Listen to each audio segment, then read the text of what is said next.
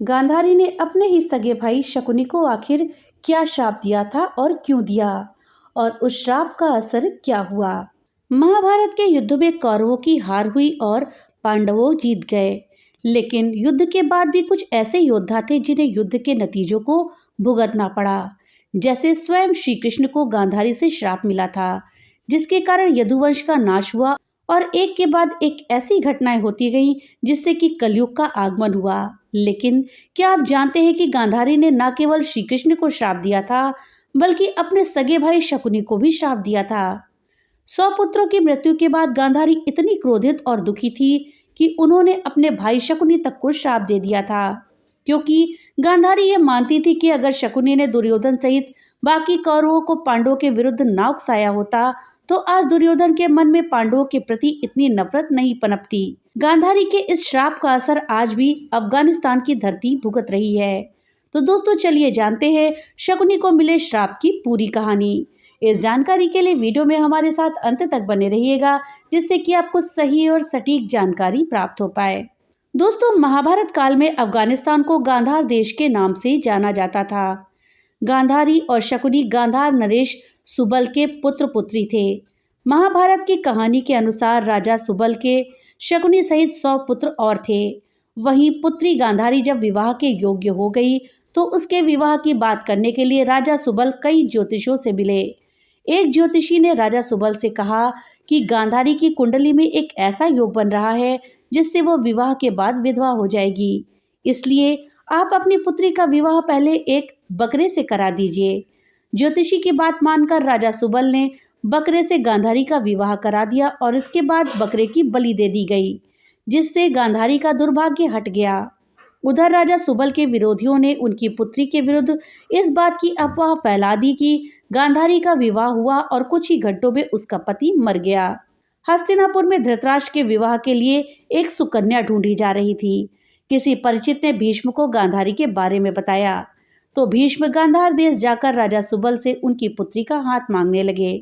राजा सुबल शुरुआत में ये नहीं जानते थे कि धृतराष्ट्र नेत्रहीन है, इसलिए उन्होंने गांधारी के विवाह के लिए अपनी स्वीकृति दे दी। लेकिन कुछ दिनों बाद जब सुबल को इस बात का पता चला तो उन्होंने विवाह के लिए इनकार कर दिया। अपने वचन से पीछे हट जाने के लिए भीष्म को गांधार नरेश पर बहुत गुस्सा आया और उन्होंने गांधारी का अपहरण करके धृतराष्ट्र से गांधारी का विवाह करा दिया। गांधारी ये बात नहीं जानती थी, लेकिन जब वो हस्तिनापुर पहुंचकर धृतराष्ट्र से मिली तो उन्हें समझ आ गया कि उनके साथ छल हुआ है। लेकिन गांधारी ने अपने पति का दुख समझने और उसके दुख में शामिल होने के लिए अपनी आंखों पर पट्टी बांध ली थी। उन्होंने कहा था कि जब मेरे पति ही नेत्रहीन है तब मुझे संसार को देखने का अधिकार नहीं है। इस तरह से उन्होंने अपना पत्नी धर्म निभाया। दोस्तों, गांधारी के पुत्रों को कौरव पुत्र कहा गया, लेकिन उनमें से एक भी कौरव वंशी नहीं था। धृतराष्ट्र और गांधारी के 99 पुत्र और एक पुत्री थी जिन्हें कौरव कहा जाता था। गांधारी ने वेदव्यास से पुत्रवती होने का वरदान प्राप्त किया था। इस वरदान के चलते ही गांधारी को 99 पुत्र और एक पुत्री मिली थी। उक्त सभी संतानों की प्राप्ति 2 वर्ष के बाद कुंडों से हुई थी। गांधारी की बेटी का नाम दुश्शला था। गांधारी जब गर्भवती थी तब धृतराष्ट्र ने एक दासी के साथ सहवास किया, जिसके चलते युयुत्स नाम का एक पुत्र जन्मा था। जिस तरह से कौरव 100 हो गए थे। भीष्म और धृतराष्ट्र ने इस अफवाह को सच मान लिया कि गांधारी का विवाह एक बार हो चुका है। वहीं शकुनी धृतराष्ट्र से अपनी बहन का विवाह नहीं होने देना चाहता था।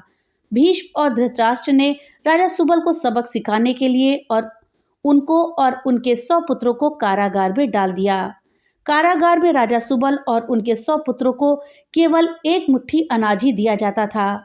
एक मुट्ठी अनाज में 100 पुत्रों को केवल एक एक दाना ही मिल पाता था। ऐसे में सभी ने निश्चय किया कि वो अपना हिस्सा भी शकुनी को दे देंगे, जिससे कि शकुनी हस्तिनापुर के शासकों से बदला ले सके। अन्न न मिलने के कारण राजा सुबल और उनके पुत्र धीरे धीरे मरते गए। अंत में शकुनी ही बचा। मरने से पहले राजा सुबल ने शकुनी की एक टांग तोड़ दी थी। उन्होंने उसकी टांग इसलिए तोड़ी जिससे कि वो सारी जिंदगी अपने पिता और भाइयों की मृत्यु का याद रख सके, साथ ही अपने बहन के साथ हुए अत्याचार को याद रखे और हस्तिनापुर में रहकर ही उनके साथ हुए अन्याय का बदला ले सके। शकुनी के मन में हस्तिनापुर के आए राज्य को बर्बाद करने की भावना ने जन्म ले लिया। चौसर का खेल खेलने में माहिर शकुनी ने दुर्योधन की रुचि चौसर के खेल में जगाई। शकुनी दुर्योधन के साथ घंटों चौसर का खेल खेलता रहता था। ये चौसर का खेल ही था जिसने महाभारत के युद्ध में महत्वपूर्ण भूमिका निभाई थी और चौसर का खेल हारकर पांडव अपना सब कुछ गंवा बैठे। शकुनी ने दुर्योधन को उकसाकर हर वो काम कराया जो उसके खुद के मन की इच्छा थी। दुर्योधन को अति स्नेह करके शकुनी ने जैसे उसे अपना सेवक ही बना लिया था।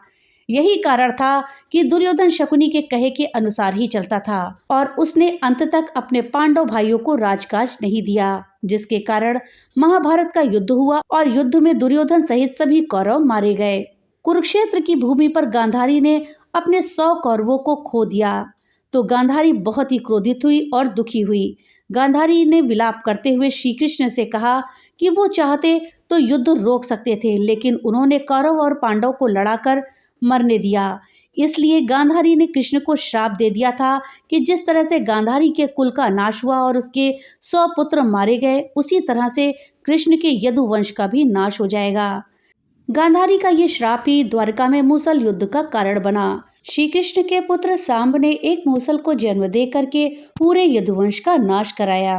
मूसल युद्ध के कारण जब श्री कृष्ण के कुल के अधिकांश लोग मारे गए तो श्री कृष्ण ने प्रभास क्षेत्र में एक वृक्ष के नीचे विश्राम किया। वहीं पर उनको एक भील ने भूलवश तीर मार दिया जो कि उनके पैरों में जाकर लगा। इसी को बहाना बनाकर श्री कृष्ण ने देह को त्याग दिया। उसके बाद द्वारका नगरी समुद्र में डूब गई। वीडियो में आगे बढ़ने से पहले आपसे एक छोटी सी रिक्वेस्ट है कि अगर अभी तक आपने वीडियो को लाइक नहीं किया है तो कृपया वीडियो को लाइक कर दें और ज़्यादा से ज़्यादा शेयर करें, जिससे कि ये जानकारी अधिकतर लोगों तक पहुंच पाए। और हाँ, अगर चैनल पे पहली बार आए हैं तो कृपया चैनल को सब्सक्राइब कर दें और बेल आइकन दबाना ना भूलें, जिससे कि मेरी वीडियो सबसे पहले आप तक पहुँच सके। तो चलिए वीडियो में आगे बढ़ते हैं। दोस्तों, गांधारी ने श्री कृष्ण को ही नहीं बल्कि इस श्राप से पहले अपने भाई शकुनी को भी एक श्राप दिया था। जब कुरुक्षेत्र की रणभूमि पर एक एक करके कौरव मरते जा रहे थे तो गांधारी को इस बात का आभास हो चुका था कि अब उसका कोई पुत्र नहीं बचेगा। गांधारी ने अपने भाई शकुनी से कहा था कि वे युद्ध रुकवा दें जिससे कि विनाश ना हो पाए, लेकिन शकुनी ने गांधारी की बात नहीं मानी। वो तो अपने पिता और भाइयों की मृत्यु का बदला लेना चाहता था, साथ ही अपनी बहन के साथ हुए छल का बदला लेना चाहता था।